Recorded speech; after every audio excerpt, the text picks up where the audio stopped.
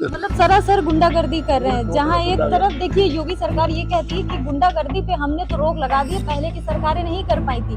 खुद अगर धर्मगुरु मौलाना साहब के साथ ये हो सकता है तो आम जनता के साथ क्या हो सकता है, आप समझ रहे हैं। अभी हमें पता चला कि वहाँ कुछ झुग्गी झोपड़ी वाले गरीब लोग वहाँ पर रहते थे जो वक्फ के किराएदार थे। तो हमें पता चला कि भाई माफियाज उनके घरों को गिराकर और झोपड़ियों को गिराकर वहाँ फिर कब्जे की कोशिश कर रहे हैं। जब वापस आ रहे थे तो मालूम हुआ कि वो 3 जीपें बदमाशों की बुला चुके थे वो लोग। वो आते ही वैसे जब गाड़ी हमारी जाने लगी तो एकदम से उन्होंने अटैक कर दिया, पूरी शीशे तोड़ने की पूरी कोशिश की थी। जब तक कि ट्रिब्यूनल का फैसला न हो जाए उस वक्त तक वहाँ पर कोई एक ईंट भी नहीं, किसी को हम भी नहीं जाएंगे वहाँ पर रखने। ट्रिब्यूनल के फैसले के बगैर वहाँ पर एक ईंट नहीं रखनी चाहिए, और अगर ईंट रखी जाए तो पुलिस के खिलाफ कार्रवाई की जाए।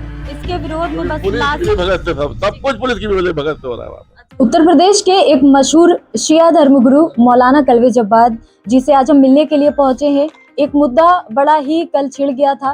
कल शाम के करीब 6 बजे जब मौलाना साहब ठाकुरगंज की ओर अतिक्रमणकारियों से मिलने के लिए जा रहे थे कि क्या आखिर मसला वहां पर हो गया, देखने के लिए जा रहे थे, जिसकी उन्होंने पहले से ही पुलिस को इन्फॉर्म भी किया था और कुछ महीने पहले ही सारी चीजें पुलिस को बता भी रखी थी। बावजूद इसके पुलिस कोई भी नहीं पहुंची थी। मौलाना साहब अपने साथियों के साथ ही अकेले वहां पर गए, लेकिन वहां पर उन पर हमला कर दिया जाता है और ये खबर आज की ट्रेंडिंग मुद्दा बन गई है। मौलाना साहब से अधिक जानकारी हम लेंगे।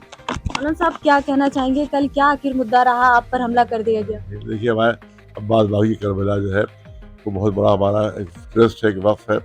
इस तमाम अभिलेखों में दर्ज है वो, और 1862 का जो नक्शा है उस पर भी मौजूद है, और जो वक्फ बोर्ड का रिकॉर्ड है उस पर भी मौजूद है, यहाँ तक रेवेन्यू रिकॉर्ड में भी सब पूरा मौजूद है। ज़्यादा कागज़ के लिहाज से बिल्कुल मामला वहाँ सही है। पिछले मुतवल्लियों ने कुछ लोगों को किराए पर ज़मीनें वहाँ दी थी, किसी को खेती के लिए दे दी गई थी, एक को दी थी आलू बुआने के लिए, एक को दी गई थी थोड़ा काम करने के लिए। बड़ी बड़ी ज़मीनें 5-5 बीघे 6-6 बीघे किराए पर दी थी। पहले की बात, आज से 20-25 साल 30 साल पहले। अब उन्होंने हरकत ये की है कि उसकी प्लाटिंग करके बेचने लगे हो, और बड़े बड़े प्लाट उन्होंने बेचे और उसमें लाखों लाख 40-40 लाख 50-50 लाख के प्लाट बेचने लगे, जबकि वो किराएदार है वो, और किराए की रसीदें उनकी मौजूद है वहाँ पर। क्या किराए की रसीदें, और ट्रिब्यूनल में मुकदमा चल रहा है। हम बराबर पुलिस से शिकायत करते रहे, लेकिन पुलिस झूठ मूठ जाती थी, हमने रोक दिया, बाद में सब बनता रहता था। सब पुलिस ने मिली भगत से पूरा बनवा दिया वहाँ के बाद, और बड़ी बड़ी बिल्डिंगें वहाँ पर बन गई, और किसी का नक्शा पास नहीं है, किसी एक बिल्डिंग का नक्शा पास नहीं है।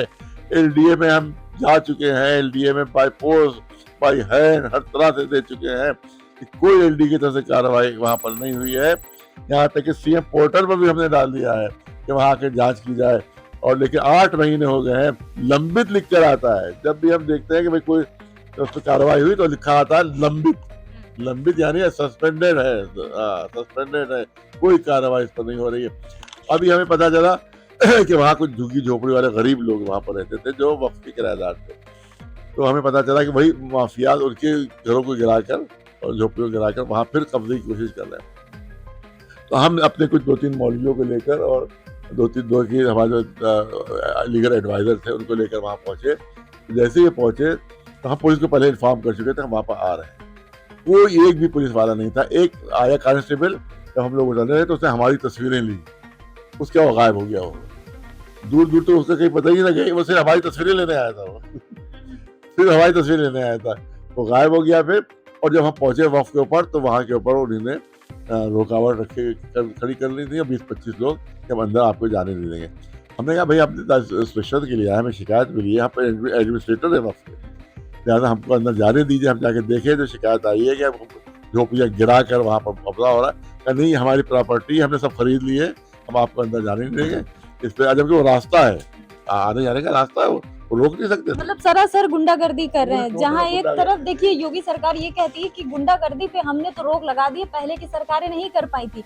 खुद अगर धर्मगुरु मौलाना साहब के साथ ये हो सकता है तो आम जनता के साथ क्या हो सकता है, आप समझ रहे हैं। कहीं ना कहीं जो घटनाएं हैं, मुजरिम है आज भी पनप रहे हैं उत्तर प्रदेश में, ये साफ यहाँ पर जो आपको एग्जाम्पल देखने को मिल रहा है। मौलाना साहब, एक सवाल हम आपसे लेना चाहेंगे। दूसरी चीज ये है कि वहाँ पे मोहिंदर नाम नाजायज कब्जा है, उसने बीजेपी का दफ्तर खोल रखा है वहाँ पर। अच्छा, और बाकायदा वो बोर्ड लगा बीजेपी, वो नाजायज कब्जेदार है और प्लाटिंग करके बेच रहा है वो। और दफ्तर बीजेपी का खोल रखा है। तो मतलब उसको पता है कि सत्ता भाजपा की है, तो भैया बीजेपी का जो है कब्जा करके आप ऑफिस खोल दो, कुछ बना दो, कुछ नहीं होगा। जब जब हम लोग जाते हैं तो झंडे लगा देते हैं वहाँ बीजेपी के या धार्मिक झंडे लगा देते हैं वहाँ के ऊपर, ताकि हम तो बीजेपी के लोग हैं, हमारे कोई बिगाड़ नहीं सकता हाँ, कि कोई कुछ बोले ना, कोई हमसे कुछ बोले ना। तो लिहाजा अब वो फिर हमने वहाँ पर एसीपी साहब को फोन किया कि भैया ये तो मारने पर मारना है, आप कुछ भेजिए पुलिस वाले। उसके बाद 4-5 पुलिस वाले आए और फिर उन्होंने कहा कि भाई, उन्होंने कहा कि 5 आदमी लोग जा सकते हैं अंदर, हम उसको अलाउ करेंगे। मतलब जमीन हमारी और अलाउ कर रहे हैं, वो अलाउ कर रहे हैं, 5 आदमी वो अलाउ कर सकते हैं जाने के लिए। तो ठीक है, हमने कहा झगड़ा आपने को नहीं करना है, अपना काम। तो 5 आदमी हम लोग गए। जब वापस आ रहे थे तो मालूम हुआ कि वो 3 जीपें बदमाशों की बुला चुके थे वो लोग। और आते ही जब गाड़ी हमारी जाने लगी तो एकदम से उन्होंने अटैक कर दिया, पूरी शीशे तोड़ने की पूरी कोशिश की थी। और उसके बाद हमारे साथी तौर पर हमने कोशिश की और धार्मिक नारे उन्हें लगाना शुरू किया, हमें गालियाँ भी देना शुरू की। तो धार्मिक नारे हमने बनाया कि हमें कोई जवाब नहीं होगा, क्योंकि इनकी प्लानिंग हिंदू मुस्लिम दंगा करने की है। और जब से योगी जी आए हैं कोई दंगा यहाँ पर नहीं हुआ पूरा, तो लिहाजा बहुत बड़ी बदनामी हो जाएगी, बहुत बड़ा दाग लग जाएगा। लिहाजा तुम लोग सब कुछ बर्दाश्त करो, सारी गालियाँ बर्दाश्त करो, सब कुछ बर्दाश्त करो, दंगा नहीं होने देंगे। तो उसके बाद वो पूरी गाड़ी आगे खड़े हो गया, पूरी वीडियो है, पूरी सारी वीडियो है, मुझे रास्ता रोके हुए बदमाश और सब पूरी वीडियो मौजूद है, पूरी वीडियो। अच्छा, आपके पास देखिए हम आए ही हैं, तो बरेली हिंसा बड़ी ही ज्यादा एक कानपुर जैसे शहर से उठ करके तमाम राज्यों तक भड़क गई। आई लव मोहम्मद कहना तमाम लोगों ने कहा कि क्या बुरी बात है भाई, सब अपना अपना धर्म निभाते हैं, आप अपने धर्म का नारा लगा रहे हो, किसी को रास्ते में रोका जा रहा है कि उसने गाड़ी पर लिख रखा, तो वो तो उसका अपना पर्सनल धर्म के लिए अगर कर रहा है, तो इस चीज को कैसे देख रहे हैं? नहीं, हर के आप हमने पहले इसे बयान दिया था कि भाई हर एक को हक हासिल है। आप जय श्री राम अगर कोई कह रहा है तो किसी को इतराज का हक नहीं है, जय महादेव कह रहा है किसी को इतराज सकते। हमने कहा कि बहुत से लखनऊ में ऐसे जो शैतान के मानने वाले, वो जय श्री शैतान कहते हैं, तब भी हमें इतराज का हक नहीं है। बहुत से वो हैं जो गोडसे के मानने वाले, गोडसे का मंदिर है, हाँ अपनी मान्यता है। रावण के, आप देखिए हमारे साउथ में रावण के मानने वाले हैं, तो जय श्री रावण अगर कह दे तो हमें इतराज का हक नहीं है। लिहाजा इस पर रोक कोई नहीं लगना चाहिए। मगर ये कि आपने ये कहा था कि कोई लॉ एंड ऑर्डर का प्रॉब्लम बता पैदा हो, मुसलमानों से अपील की थी। कार्रवाई से कितना संतुष्ट है जो रायबरेली की हुई? बुलडोजर चले मौलाना तौकीर के तमाम जानने वालों समेत उन पर। देखिए हमने कहा वो ये बता रहे कि नाजायज बना हुआ था, तो इसके बाद बना ये कि नाजायज बना था, उसके ऊपर तो वो कोर्ट का मामला है, वो देखा जाएगा कि नाजायज था कि नहीं था वो। लेकिन हमारा कहना है यहाँ तो साबित है नाजायज, लखनऊ में नाजायज साबित, वक्फ की जमीन साबित है वो, और कोई नक्शा नहीं उसका।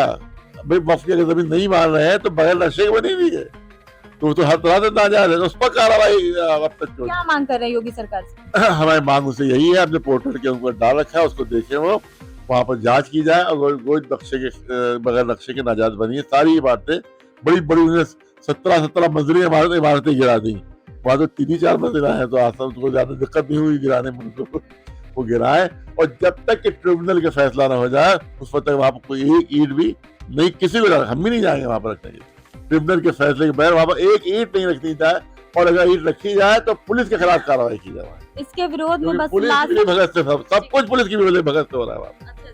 जिस तरीके से इस हमले के विरोध में कल आप कुछ करने वाले हैं, क्या प्रोग्राम हमारा भैया बात करबला में हो रहा है, यहाँ प्रकरण हुआ है, वहीं जलसे में जलसा होगा। आपने तमाम उलमा को बुलाया, पब्लिक को बुलाया, और अगर पुलिस ने कोई कार्रवाई नहीं की उन मुजरिमों के खिलाफ और गुंडों के खिलाफ, तो हम अपना फिर अरेस्टिंग अपनी देंगे कि जब गुंडों को नहीं पकड़ रहे तो मौलवियों को पकड़ लो। ये बिल्डिंगें बनी है वहाँ पर बगैर किसी नक्शे के दिए, ये सब बिल्डिंगें एक नहीं है, ऐसी 25 बिल्डिंगें बनी हुई है, और पुलिस की रिपोर्ट नहीं दे रही है उनको, ऐसी 25 बिल्डिंगें बनी हुई है।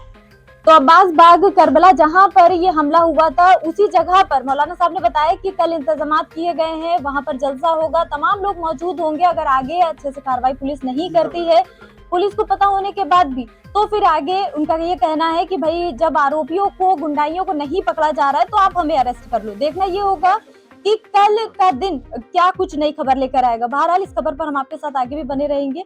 अभी के लिए इतना ही, आप देखते रहिए पतंगड़।